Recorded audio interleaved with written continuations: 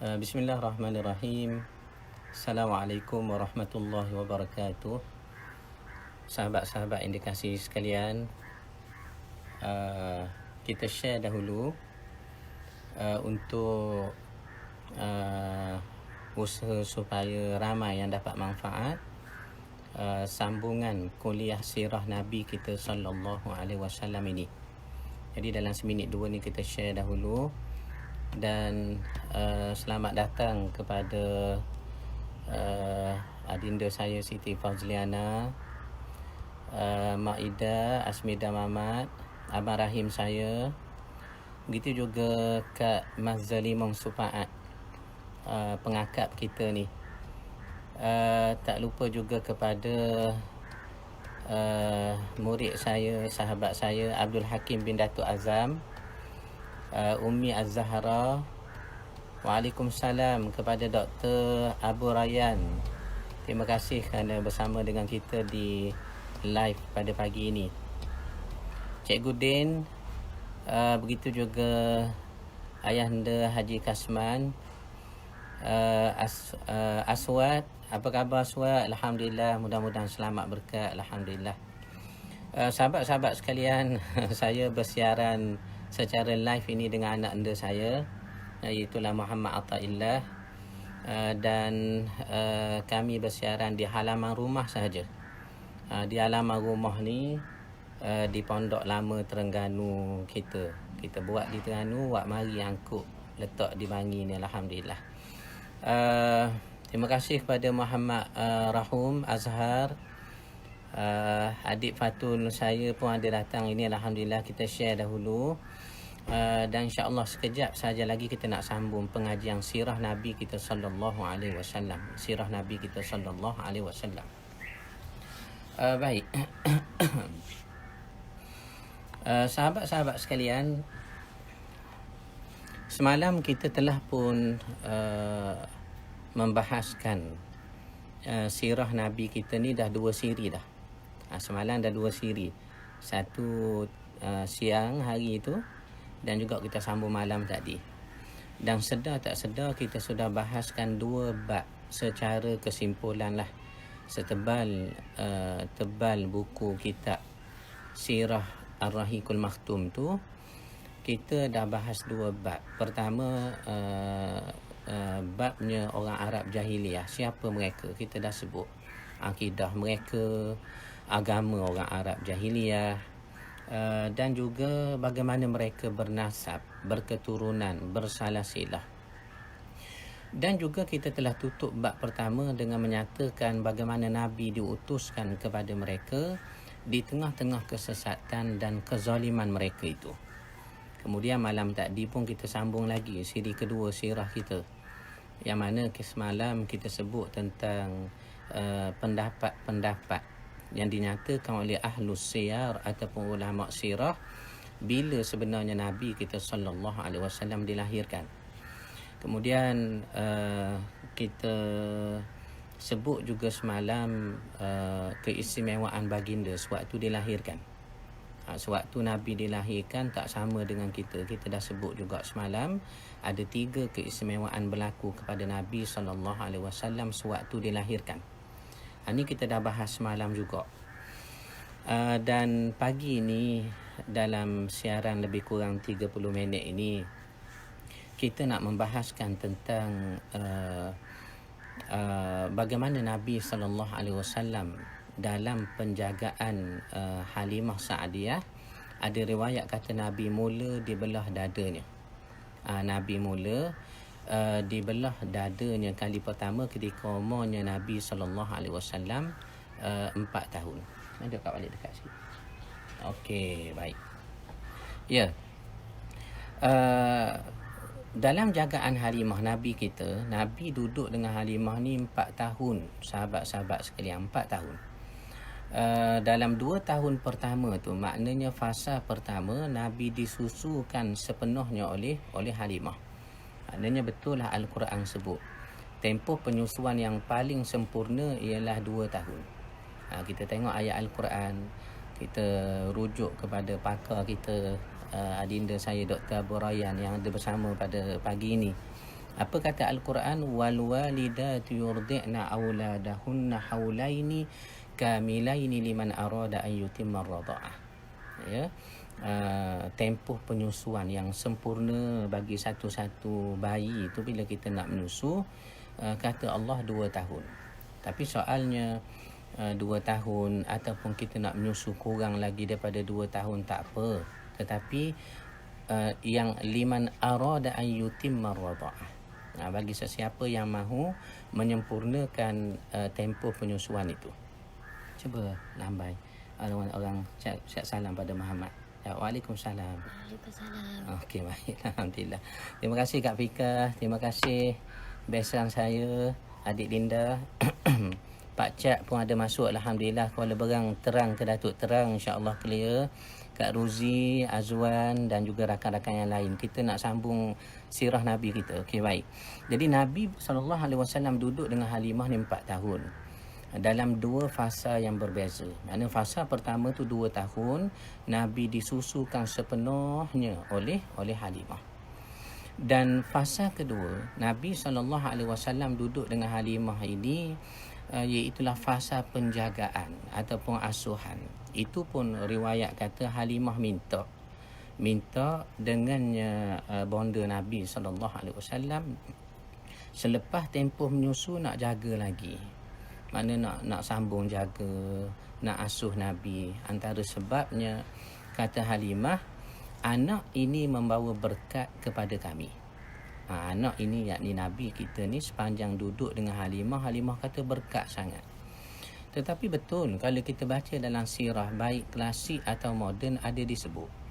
Antara keberkatan Nabi SAW ialah perkampungan Halimah, iaitulah perkampungan Bani Sa'ad bin Bakr. Halimah ni daripada kabilah Bani Sa'ad bin Bakr. Jadi perkampungan Halimah sejak bawa balik Nabi SAW ke kampung, katanya setiap pagi kalau kami nak perah susu binatang ternakan, sentiasa penuh. Susu tu penuh semua. Ini berkat Nabi, murah rezeki.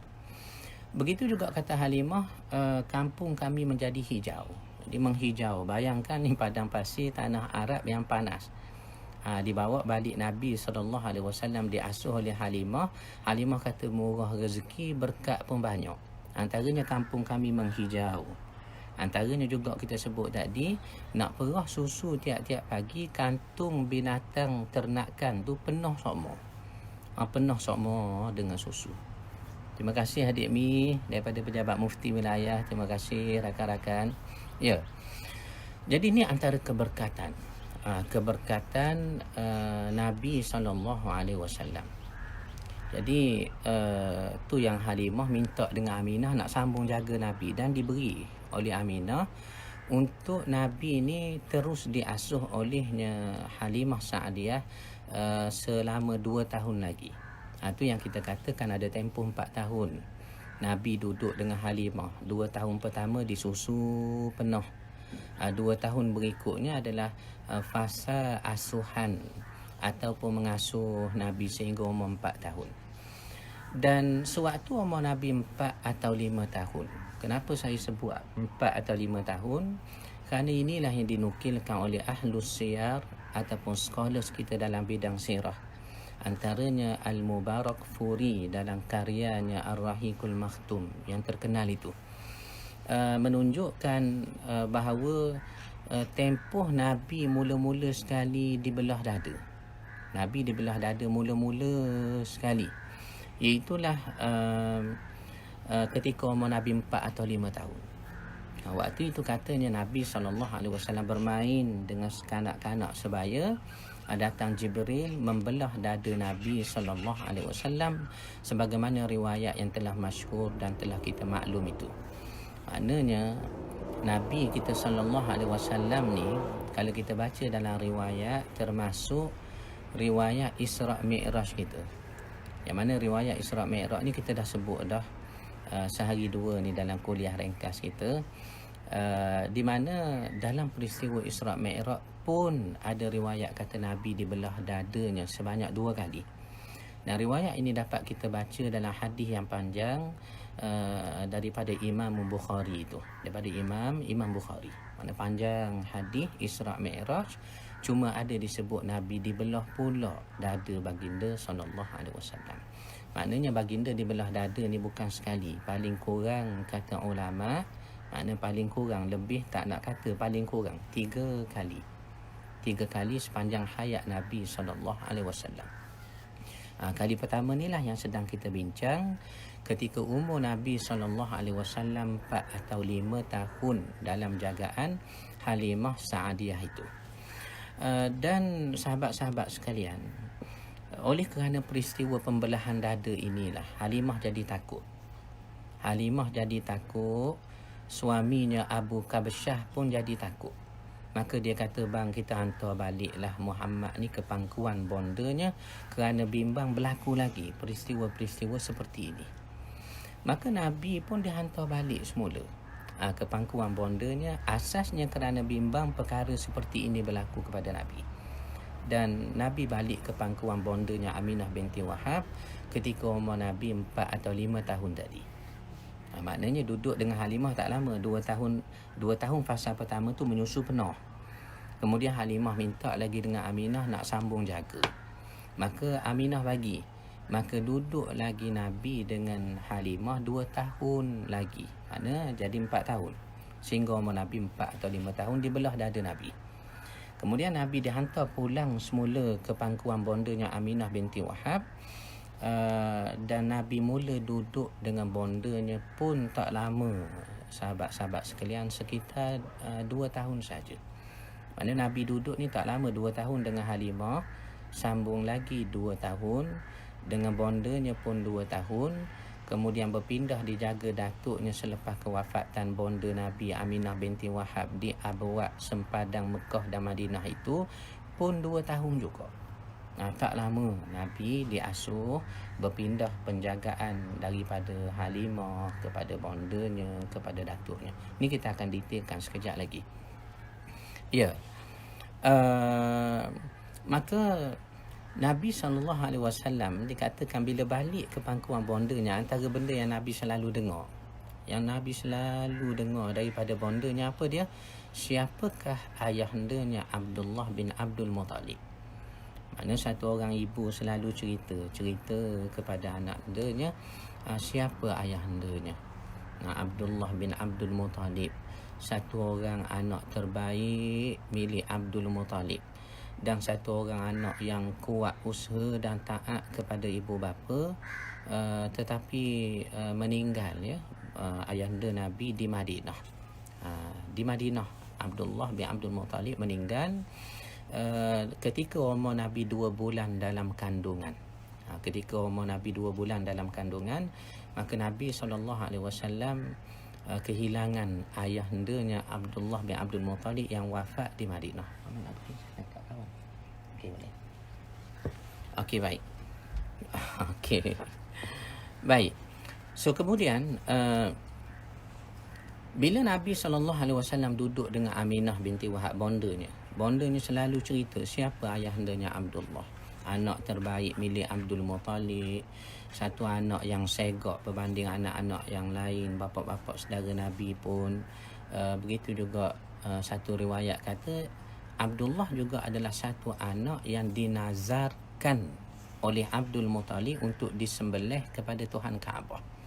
Maknanya riwayat ada sebut Abdullah ni antara keistimewaannya, betul lah anak terbaik milik Abdul Muttalib tu satu, rajin bekerja, dengar cakap orang tua. Tu yang kita baca riwayat. Abdullah wafat ni di Madinah, bukan wafat di Mekah. Kenapa? Kerana ia memang duduk di Madinah untuk jaga harta benda Abdul Muttalib yang banyak di Madinah.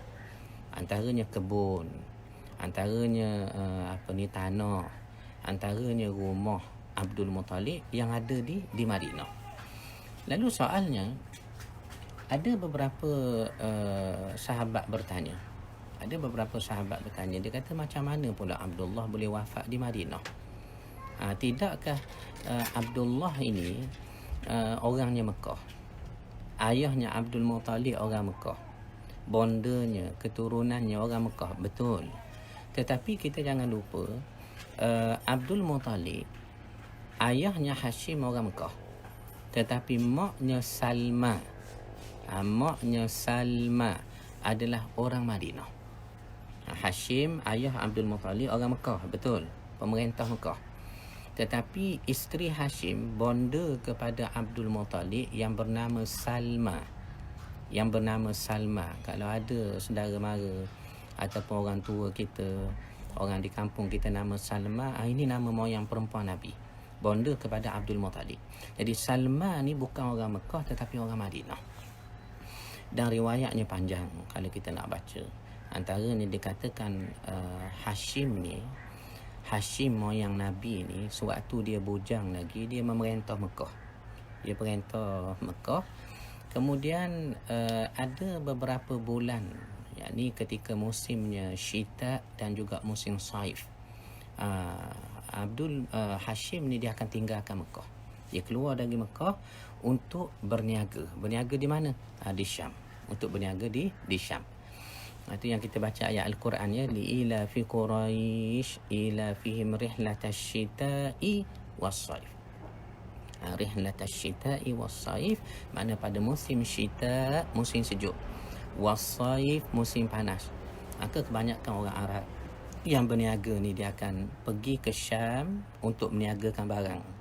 Kemudian habis musim, ambil barang daripada Syam, import lah, bawa balik ke Mekah, jual di Mekah.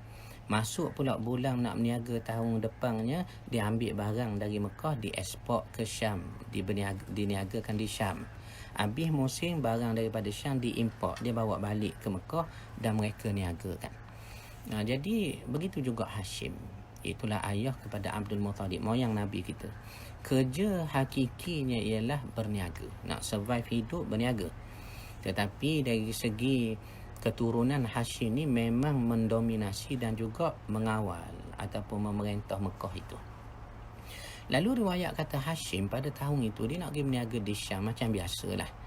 Tetapi entah nak jadi jodoh dia, ada sebab musabab ni, dia sudah melalui satu jalan menuju ke Yathrib dahulu. Yathrib ni nama lama bagi Madinah. Dia pergi Yathrib dulu, kemudian entah macam mana dia duduk lama sikit di Yathrib. Dan sewaktu dia duduk beberapa hari lebih daripada masa kebiasaan duduk di Yathrib, dia terpandang satu orang wanita cantik sangat. Siapa? Salma namanya, mak Abdul Muttalib lah. Maka bila dia tengok orang puang ni comel sangat di Yathrib, maka dia pun pinang wanita itu. Kebetulan Salma ni adalah anak pembesar kepada pembesar-pembesar di Madinah. Itu yang kita katakan Abdul Muttalib ni sebenar bangsawan. Abdullah pun bangsawan, Nabi kita lagi lah. Dari segi harta banyak.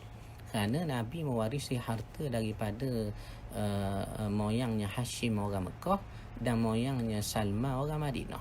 Abdul Muttalib begitu juga, kerana dia tak ada adik-beradik. Abdul Muttalib ni anak seorang. Abdul Muttalib sama macam Nabi Muhammad SAW, lahir sebagai anak tunggal. Kenapa? Sebab selepas Hashim tu berkahwin dengan maknya Salma, maka mengandung Salma dalam umur 2 bulan. Maknanya 2 bulan dalam kandungan, meninggal. Hashim meninggal di Gaza, Palestin. Meninggal di Gaza, Palestin. Itu yang kita tengok dunia jam 10 ya, kawan-kawan sekalian, cuba tengok. Orang Arab Palestin ni bila tunjuk perasaan tu, dia letak spanduk, bawa spanduk tu. Apa dia tulis di spanduk? Cuba kita tengok betul-betul. Antaranya dia nak menarik perhatian orang Islam supaya bebaskan Palestin, jaga tanah Gaza. Antara yang ditulis dalam spanduk tu, antaranya lah apa dia? Kubur moyang Nabi, yakni Hashim bin Abdul Manaf ada di kampung kami di Gaza ini. Itu dia.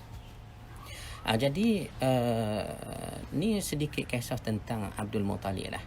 Sebab itu Abdullah ayah kepada Nabi SAW ni wafat di Madinah ya, kerana jaga harta Abdul Muttalib, tanah, jaga kebun, jaga rumah di Madinah.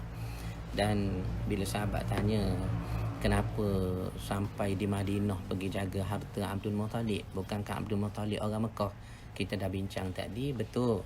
Abdul Muttalib ni ayahnya orang Mekah, yakni Hashim. tetapi maknya Salma orang Madinah.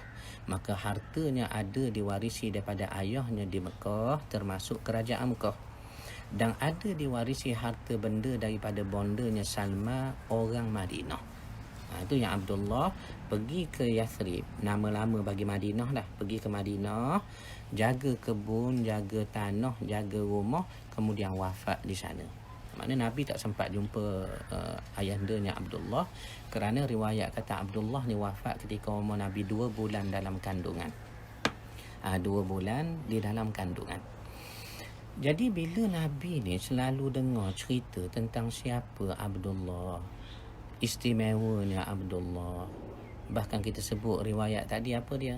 Satu orang anak yang dinazarkan oleh Abdul Muttalib untuk disembelih kepada Tuhan Kaabah. Untuk disembelih kepada Tuhan Kaabah. Kenapa sampai nak kena sembelih tu? Riwayat ni panjang, kita akan ceritalah di masa yang sesuai nanti. Maka Nabi teringin nak tengok makam ayahandanya Abdullah bin Abdul Muttalib itu di Madinah. Di Madinah. Maka bila Nabi minta dengan bondanya Aminah nak tengoklah makam ayahandanya, maka Aminah pun bawa Nabi SAW ke Madinatul Munawwarah untuk menziarahi makam ayahandanya. Sewaktu ini umur Nabi kita 6 tahun. Umur Nabi kita 6 tahun. Kalau tempat kita di tanah Melayu Malaysia kita ni lebih kurang tadika lah. Umur tadika dibawa. Umur 6 tahun ya, Nabi dibawa oleh bondanya Aminah binti Wahab ke Madinatul Munawwarah untuk menziarahi makam suaminya itu. Dan Aminah tidak pergi berdua dengan Nabi, dua beranak, tidak. Riwayat kata ditemani oleh Abdul Muttalib sendiri, datuk Nabi, nak tengok juga ya makam anaknya Abdullah yang wafat di Madinah itu. Kemudian ditemani oleh beberapa pengiring daripadanya Mekah. Dan juga riwayat kata ditemani juga rombongan mereka oleh Ummu Aiman. Oleh Ummu Aiman. Siapa Ummu Aiman? Iaitulah hamba abdi. Hamba abdi milik bonda Nabi SAW. Ummu Aiman ni hamba abdi milik kepada bonda Nabi Aminah binti Wahab itu. Dan Ummu Aiman ni ada riwayat menyebut tentangnya, dia berkulit hitam. Mana hamba abdi yang jenis kulit hitam. Bila wafat bonda Nabi, diwariskan kepada Nabi sebagainya hamba abdi juga. Tetapi kemudiannya Nabi memerdekakan Ummu Aiman dengan cara mengahwinkan Ummu Aiman itu dengan anak angkat Nabi SAW. Siapa anak angkat Nabi? Zaid bin Harithah. Yang Nabi tukar nama kepada Zaid bin Muhammad, sehingga Allah tegur perbuatan itu, larangan kita binkan anak angkat lah kepada bukan nasab yang asal baginya. Jadi Zaid bin Harithah ni anak angkat Nabi. Nabi kahwinkan dengan Ummu Aiman, itulah hamba perempuan milik bonda Nabi Aminah binti Wahab. Bila menikahnya Zaid dengan Ummu Aiman, tu yang dapat cucu angkat Nabi. Siapa cucu angkat Nabi? Usamah bin Zaid.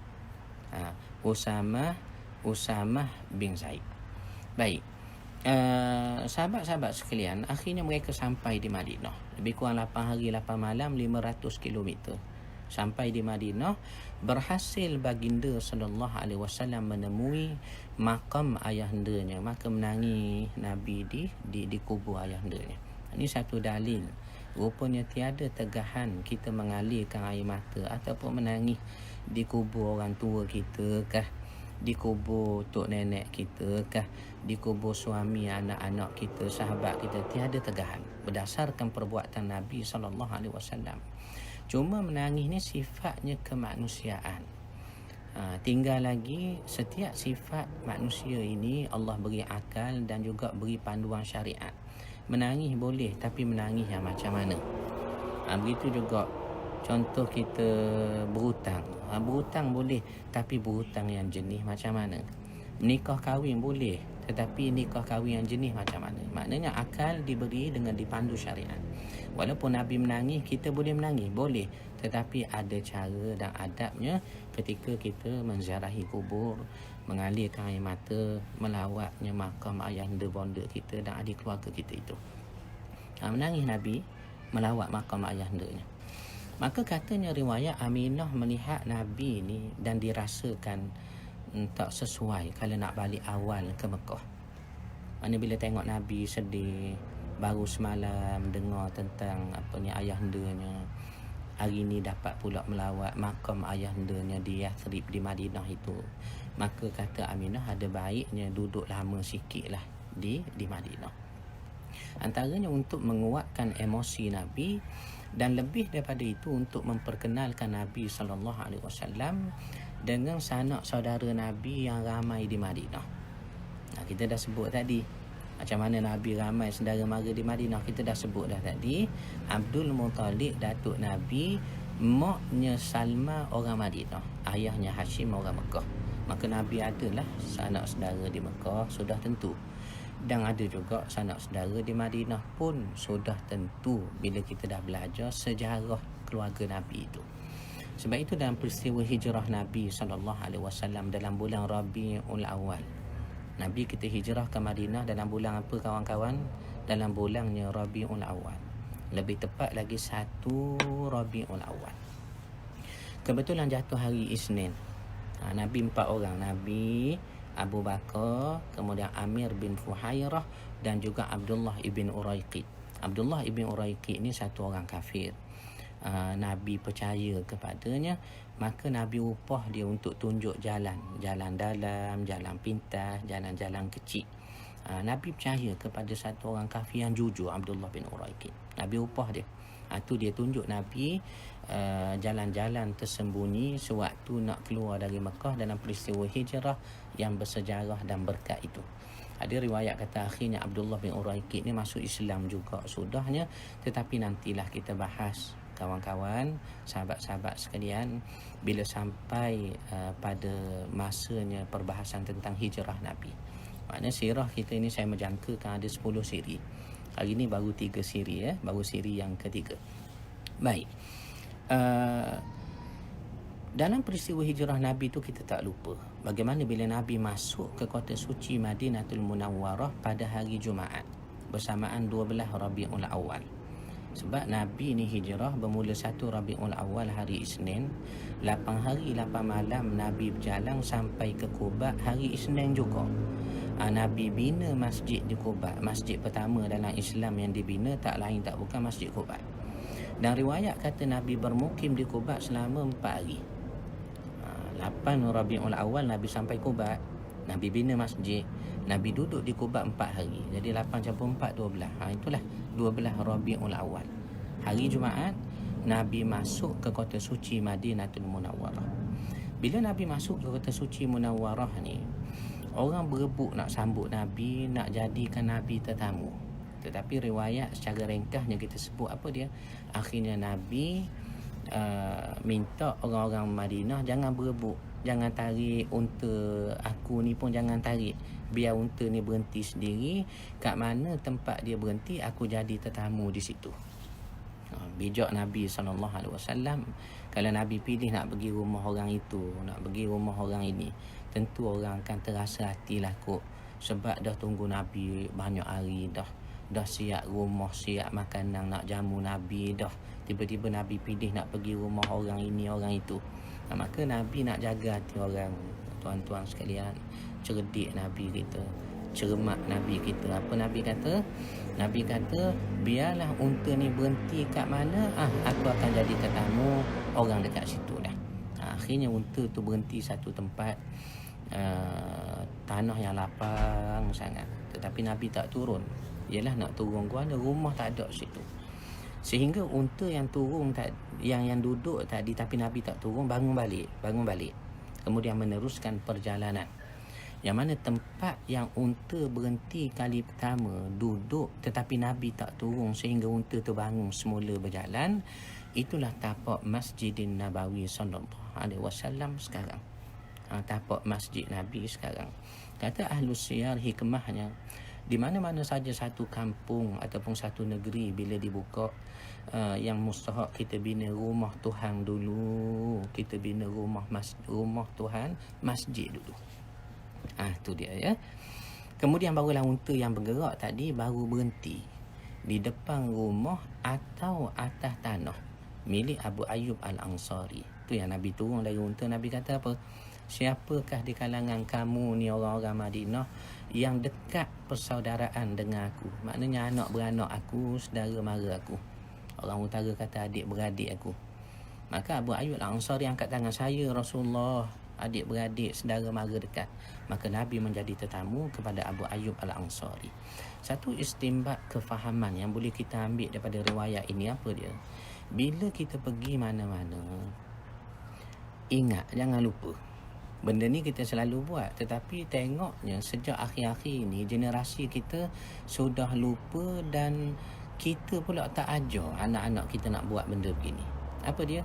Kalau kita pergi satu tempat, ada saudara mara kita, tolong singgah.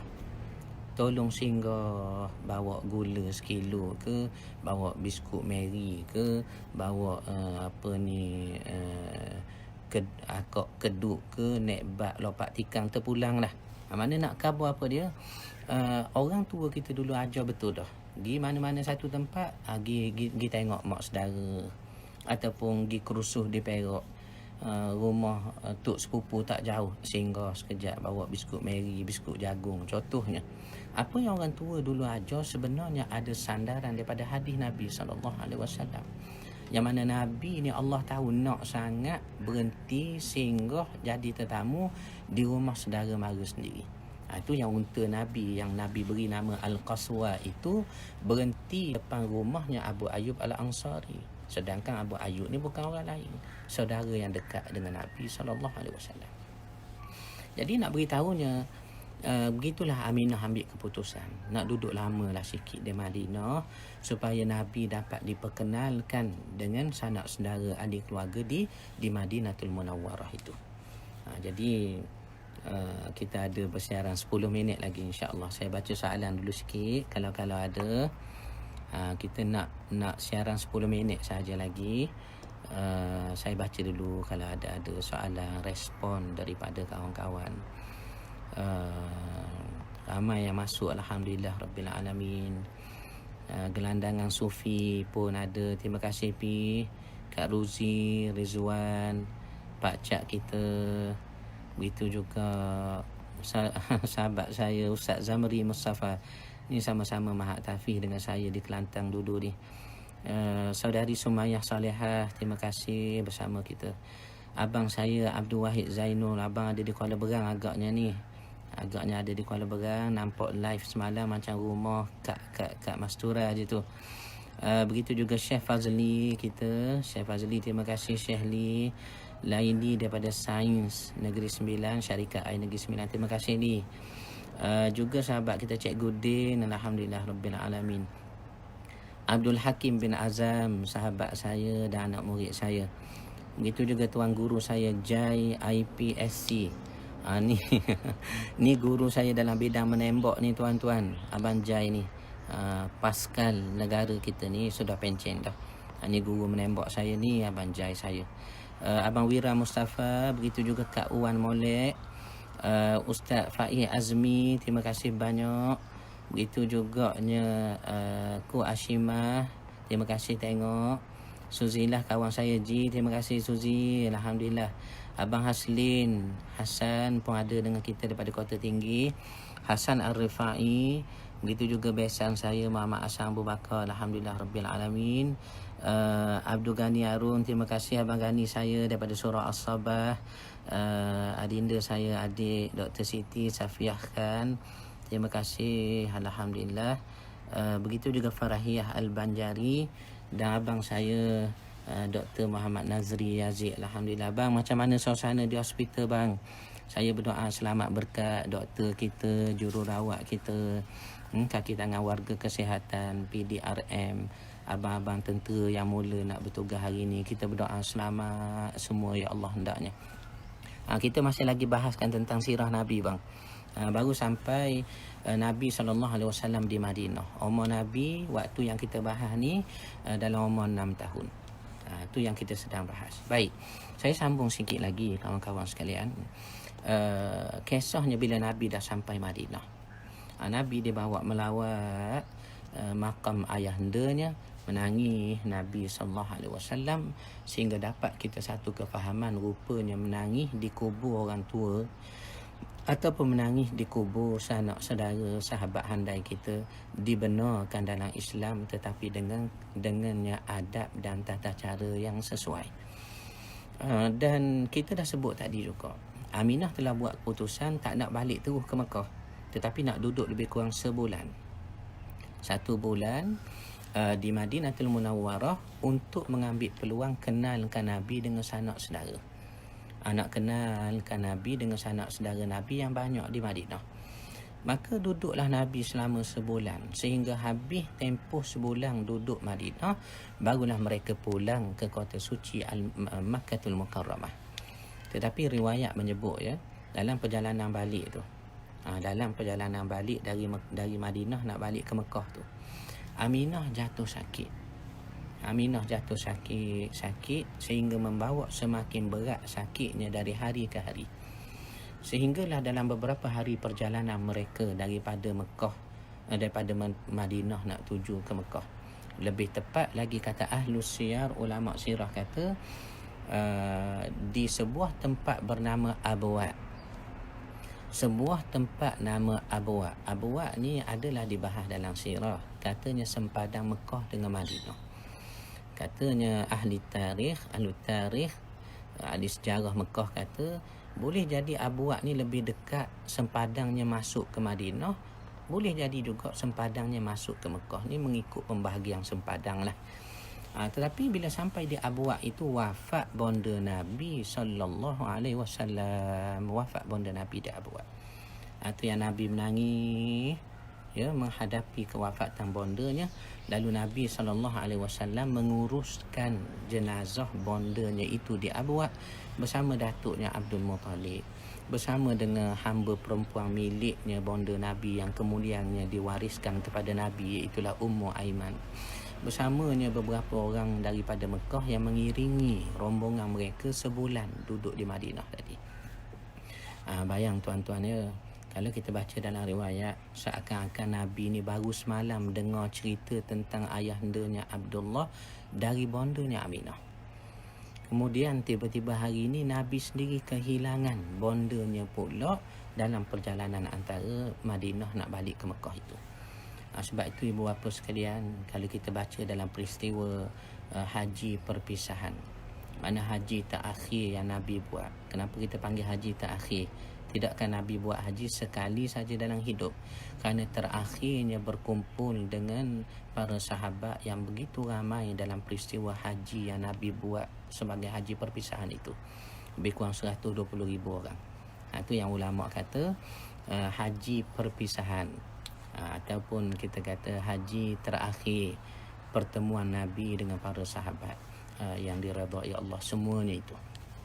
Jadi dalam perjalanan haji, nak buat haji terakhir itulah ada riwayat kata Nabi singgah dulu. Dari Madinah, Nabi turun dari Madinah nak ginya ke Mekah nak buat haji. Nabi turun pada 26 Zulkaidah, Syekh Guding. 26 Zulkaidah Nabi turun dari Madinah. Kemudian Nabi menghalakan untanya ke Mekah, tetapi sebaik saja tiba di Abwa', riwayat kata Nabi gerakkan untanya menuju ke sebatang pohon. Jadi pohon ni, pokok ni adalah satu lemak lah, satu tanda lah, yang sampai pokok tu Nabi tahu makam bondanya tak jauh daripada pokok itu. Dan riwayat kata Nabi sempat ziarah makam bondanya Aminah sepanjang hayat Nabi ialah sebanyak 2 kali. Sebanyak 2 kali yang akan kita detailkan dalam siri kita yang akan datang. Sahabat-sahabat sekalian, kita akan tamat di sini untuk siri ketiga. Itulah perbahasan Nabi SAW pulang daripada Madinah, menziarahi makam ayahandanya Abdullah, kemudian menghadapi kematian, kewafatan bondanya Aminah binti Wahab, di mana di sempadan Mekah dan Madinah tadi. Itulah di Abwa' tadi. Nanti kita akan cerita sambungannya bagaimana Nabi SAW bermula dijaganya baginda oleh datuknya Abdul Muttalib. Yang mana Abdul Muttalib ni kata riwayat dalam sirah-sirah klasik, tak naknya Nabi terasa kehilangan, tak ada ayah, tak ada mak. Sehingga kan Abdul Muttalib setiap kali panggil Nabi, dia tak panggil wahai cucuku, tetapi dipanggilnya Nabi wahai anakku, wahai anakku. Ini Abdul Muttalib jaga sangat, cermat sangat dengan Nabi SAW, sehingga dipanggil pun anakku, wahai anakku. Dan kita baca dalam riwayat peperangan Khandaq, waktu gali pagi, Nabi ni ketika nak pecahkan batu dengan pedang, kerana Madinah ni batu banyak. Bila gali parit tu jumpa batu, gali-gali tanah jumpa batu, Nabi tu kan pecahkan. Maka ada riwayat kata tengah Nabi nak pecahkan batu tu, Nabi bersyair. Nabi bersyair. Maknanya bila sebut syair ni, sifat Arab lah yang ada pada Nabi. Nabi kita ni bangsanya Arab. Sifat bagi Arab tu kalau sebut syair, bahasa, sastra, suka sangat lah mereka. Maka ada Nabi melafazkan sebagai satu lafaz yang membenarkan kata-kata datuknya kepada Nabi. Ini anakku tu. Nabi ada lantunkan satu syair sebagai membenarkan perkataan Abdul Muttalib. Apa kata Nabi? Ana nabiyyu la kadhib, ana ibnu Abdul Muttalib. Aku Nabi tak pernah berdusta, akulah anak Abdul Muttalib, kata Nabi SAW. Maka sahabat-sahabat sekalian, berakhirnya dengan syair yang Nabi lantunkan di dalam peperangannya Khandaq sebagai penguat kepada sifat kasihan, belas, rahmat Abdul Muttalib kepada cucunya Nabi kita SAW, sehingga dipanggil anakku, tidak disebut cucuku. Maka berakhirlah juga kuliah kita siri yang ketiga ini, yang mana kita berdoa mudah-mudahan kita dapat sambung lagi siri keempat, kelima sampai ke-10. Saya cuba membahagikan sirah kita ini dalam 10 siri, dan mudah-mudahan ada manfaat dan ada keberkatannya. Terima kasih kepada sahabat-sahabat yang bersama dengan kami pagi ini. Rakan-rakan yang baru masuk, Siti Maswari, terima kasih Siti. Begitu juga Ayanda cikgu saya, terima kasih Ayanda cikgu kerana selalu dengan kita dalam kuliah ini. Sahabat saya daripada Lembaga Hasil Dalam Negeri Terengganu, Helmi, saudari Liari daripada Johor Bahru, terima kasih, alhamdulillah. Begitu juga rakan-rakan Muhammad Hafiz Sazali, terima kasih. Subhanallah, rasa sebab tu bila sampai bab ibu Rasulullah SAW meninggal itu betul, Fi. Mudah-mudahan kita pun begitulah, ada sifat kesian belah, ya, sayang ke Nabi kita. Dan inilah salah satu caranya kita belajar, kita kenal sungguh-sungguh Nabi kita SAW. Terima kasih juga Prof Azmi, kekanda Prof Azmi, terima kasih banyak melihat live kita. Begitu juga rakan-rakan yang lain, mudah-mudahan hendaknya kita mendoakan selamat berkat negara kita. Begitu juga kita mendoakan petugas-petugas kita yang banyak berkorban, diselamatkan Allah Subhanahu Wa Taala hendaknya. Mudah-mudahan ada rahmat berkatnya. Aku qauli hadza wa astaghfirullahal azim li wa lakum. Assalamualaikum warahmatullahi wabarakatuh. Alhamdulillah.